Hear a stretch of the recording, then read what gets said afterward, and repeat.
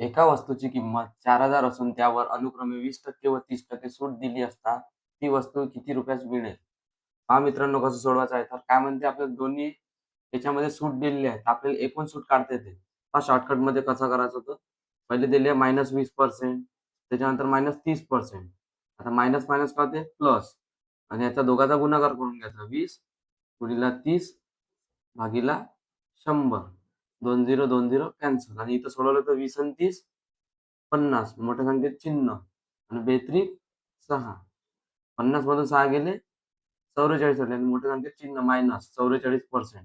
हे झाली एकूण सूट. आता 100 मधून 44 गेले किती राहिले मित्रांनो? 56%. म्हणजेच हे 4,000च्या 56% मध्ये ती वस्तू विकली असेल.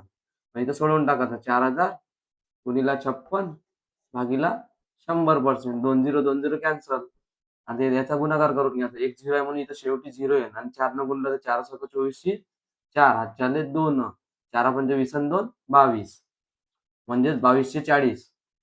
ऑप्शन क्रमांक बी 2240 हेच आपलं आन्सर असणार आहे मित्रांनो.